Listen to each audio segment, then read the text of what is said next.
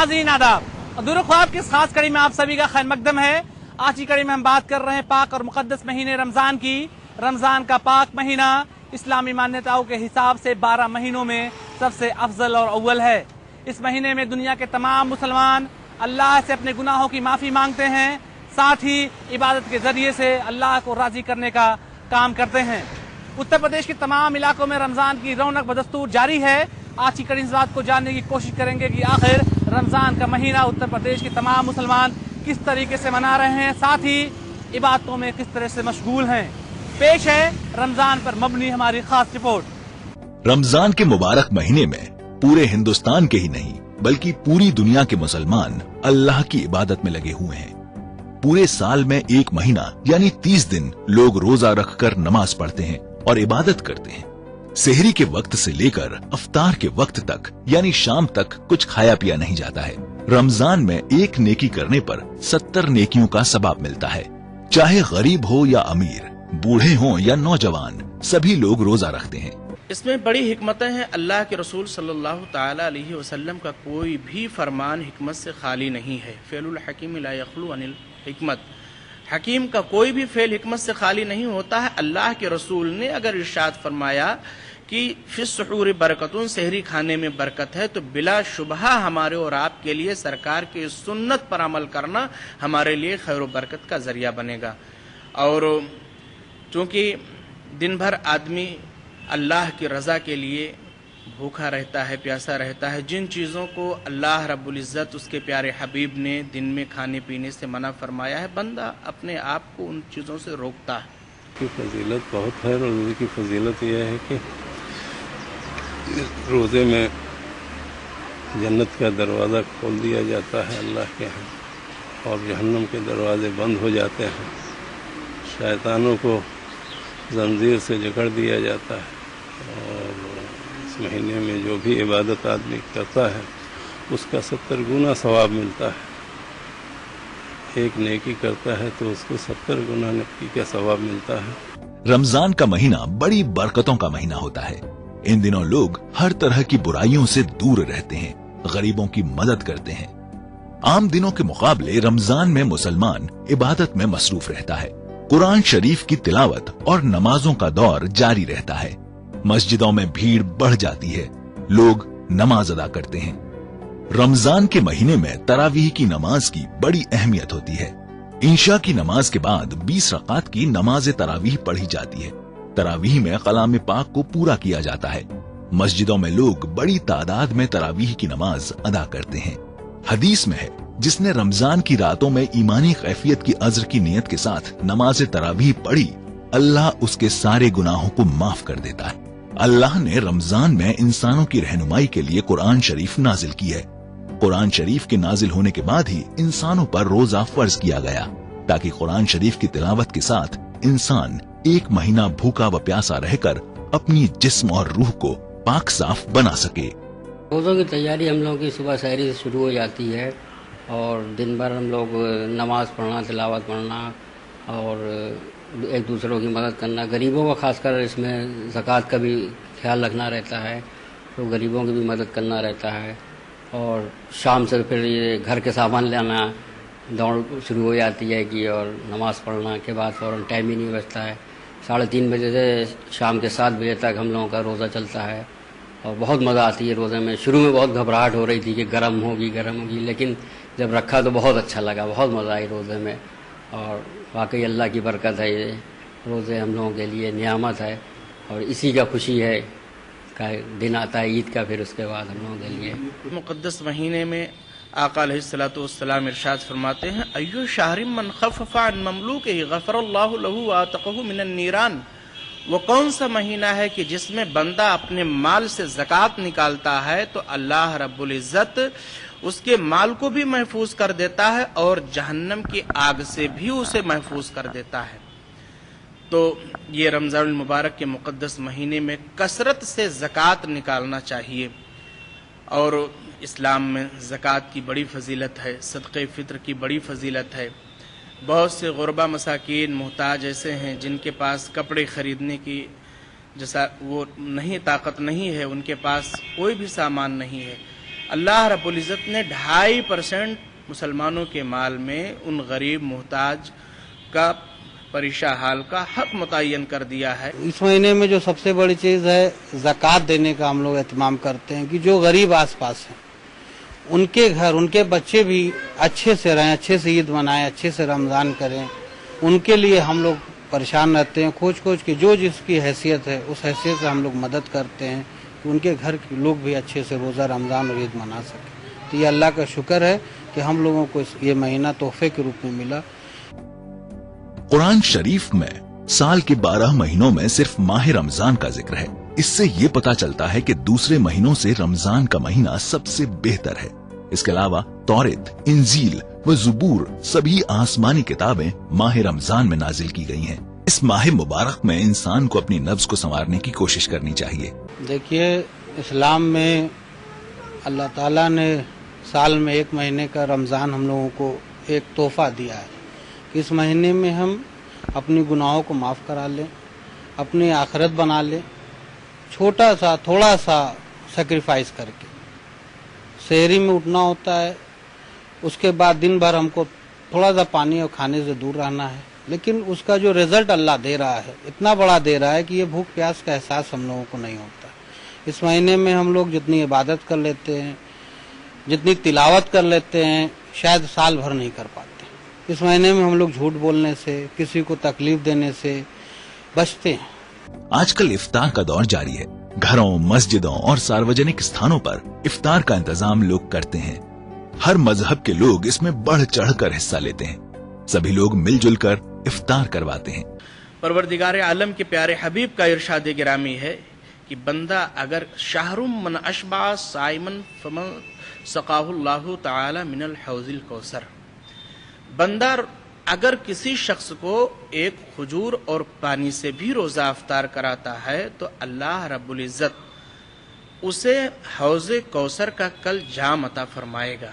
कहा जाता है कि जिस शख्स ने किसी रोजेदार को इफ्तार कराया तो उसको रोजेदार की तरह ही पूरा सवाब मिलता है। जो लोग रोजेदार हैं उनके लिए हम लोगों ने इफ्तारी का इंतजाम किया है। शरबत है, समोसे हैं, बच्चों को सैंडविच वगैरह पसंद है, वो खाते हैं। बनाते हैं, ठंडी ठंडी चीज़ें बनाते हैं समर वेकेशन में। इस बार तो समर वेकेशन में रोज़ा है तो ठंडी चीज़ें ज़्यादा होती है इफ्तार पे इस टाइम। तो जैसे जूस हो गए, मिल्क शेक हो गए, ये सब ठंडी चीज़ें, फ्रूट क्रीम वगैरह हो गए, फ्रूट का ज़्यादा इंतज़ाम करते हैं। यानी अगर अल्लाह ने आपको साहिब इस्तिताअत बनाया है, जिस हैसियत के आप मालिक हैं, ज़्यादा से ज़्यादा एहतमाम करके रोज़ादार को रोज़ा अफ्तार कराएं। इसमें बेपनाह अल्लाह ने बरकतें रखी हैं। इफ्तार में एक से बढ़कर एक चीजों का इंतजाम किया जाता है। सभी लोग मिलजुल कर रोजा खोलते हैं, चाहे वो अमीर हो या गरीब। प्रोग्राम में वक्त हो गया एक छोटे से ब्रेक का। ब्रेक के बाद हम फिर हाजिर होंगे। आप देखते रहिए अधूरे ख्वाब।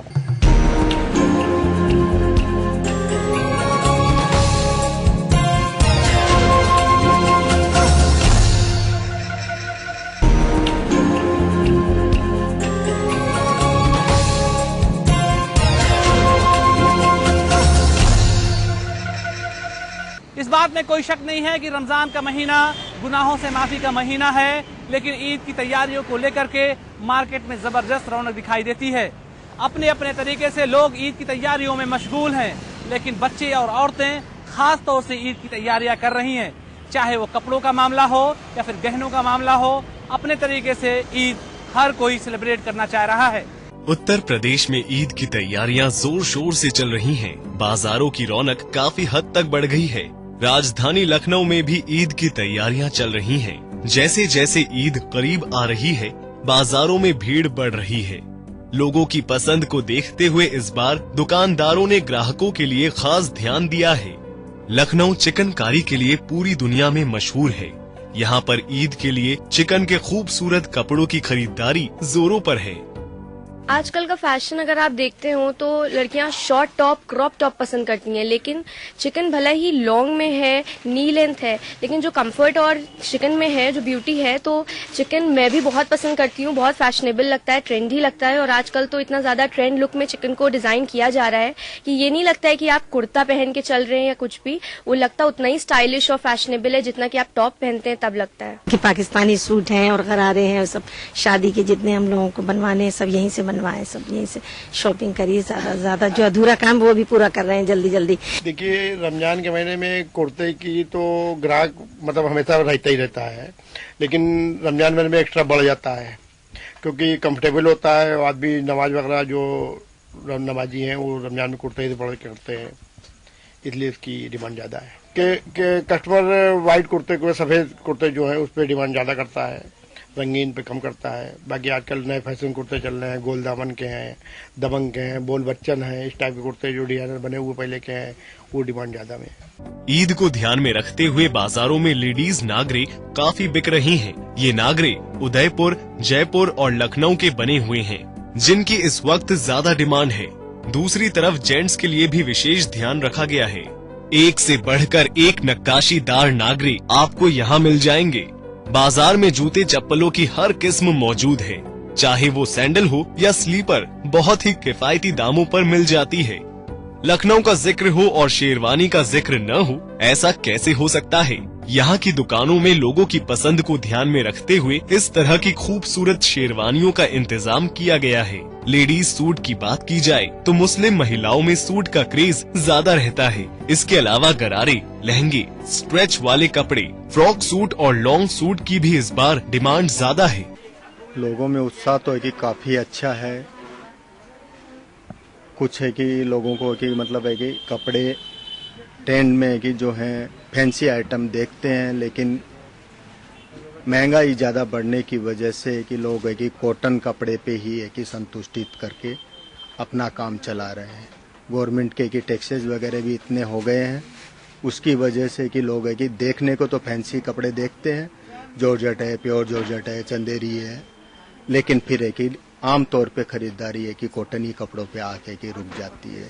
ईद का तो अलग ही मज़ा होता है और ख़ासकर बच्चों के लिए तो बहुत ही ज़्यादा, बच्चे बहुत ज़्यादा एक्साइट रहते हैं ईद के लिए। और बच्चे क्या, हम लोग भी बहुत ज़्यादा एक्साइटमेंट रहता है हम लोगों के लिए। और तैयारी करते हैं, शॉपिंग करते हैं। कुछ शॉपिंग की है, 1-2 सूट लिए हैं बीबी से भी और एक आध और लेना है। हम कुर्ते ले रहे हैं, जींस टॉप और फ्रॉक्स सब ले रहे हैं। और ईद आने वाली है, हमें बहुत अच्छा लगता है बकरीद में। हाँ, बकरीद भी अच्छी लगती है। ईद में तो ईद ही मिलती है। अगर चूड़ियों की बात न हो तो कुछ अधूरा सा लगता है। मुस्लिम महिलाओं की खास पसंद को देखते हुए इस बार स्टोन और नग वाली चूड़ियाँ ज्यादा बिक रही हैं। ज्यादातर ये चूड़ियाँ ग्राहकों की पसंद के मुताबिक फिरोजाबाद और जयपुर से मंगाई जाती है। बाजार के भी तो शुरुआत है, अभी अफ्तारी का टाइम चल रहा है। अब इसके बाद जो है कपड़े खरीदारी के बाद अपनी कस्टमर का शुरू हो जाएंगे। थोड़ी देर के बाद, अब 1-2 घंटे के बाद यहाँ बहुत भीड़ होगी और हमें बढ़ती चली जाएगी। इसके अलावा आजकल सोना ज्यादा महंगा होने की वजह से आर्टिफिशियल ज्वेलरी की डिमांड ज्यादा बढ़ गई है। यहाँ की दुकानों में कलरफुल आर्टिफिशियल ज्वेलरी सेट, बूंदे और हर तरह की खूबसूरत ज्वेलरी मुनासिब रेट पर आपको मिल जाएगी। अधूरे ख्वाब प्रोग्राम में वक्त हो गया एक और छोटे से ब्रेक का। ब्रेक के बाद हम फिर हाजिर होंगे। आप देखते रहिए अधूरे ख्वाब।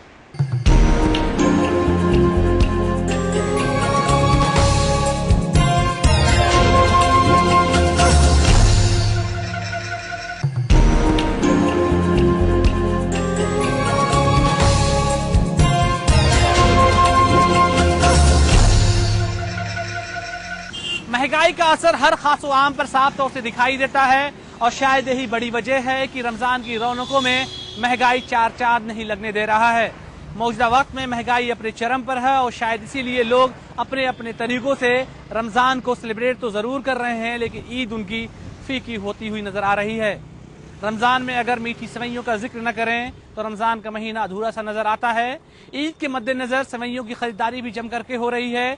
ईद की मिठास को और ज्यादा बेहतर करने के लिए लोग सेवइयों को खास तौर से पेश करने की कोशिश कर रहे हैं। बात क्योंकि लखनऊ की हो रही है तो मौजूदा वक्त में यहाँ पर आम के कारोबारी अपने अपने तरीके से बेहतर तरीके से आम तो पैदा कर रहे हैं, लेकिन खाड़ी देशों में बहुत ज्यादा मांग होने के बाद भी आम एक्सपोर्ट नहीं हो पा रहा है। ईद का सबसे पसंदीदा पकवान सेवई होती है, जो अपनी मिठास से लोगों का दिल जीत लेती है। रमजान के महीने में सेवई की सेल खूब बढ़ जाती है। चाहे गरीब हो या अमीर, सेवई सबकी पसंद है। ज्यादातर लोग किमामी, बनारसी, महीन भुजी और दरियावादी सेवई खरीदते हैं। तो सूरफेनी और सेवई की ज्यादा मांग रहती है और इस पर हमारा एक नंबर का आइटम बनता है। जनता जो मांग रहती है हर साल की तरह इस साल भी बेहतरीन मांग है और बन रहे हमारे यहाँ उम्दा किस्म की सेवई है, बनारसी है, देसी है, सभी किस्म की सेवई हमारे यहाँ है। खाने में तरह तरह की चीजों का इस्तेमाल होता है। फलों की भी डिमांड काफी बढ़ जाती है। सेब, केला, पपीता, खजूर और आम के फलों का इफ्तार में खूब इस्तेमाल होता है। अगर रमजान पाक का महीना आम के सीजन में आ जाता है तो आम की डिमांड देश के साथ साथ खाड़ी मुल्कों में भी बहुत बढ़ जाती है।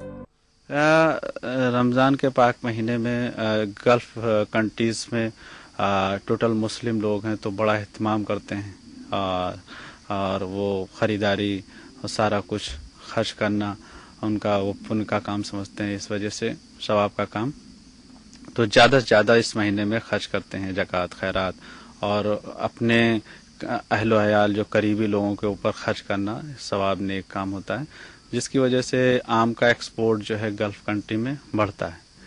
लेकिन कुछ कमियां रहीं, वो गवर्नमेंट जो है इतना ध्यान नहीं देती है, क्योंकि ये आम की जो है ये मलिहाबाद बहुत एक आम जो है बहुत ही बड़ी इंडस्ट्री है।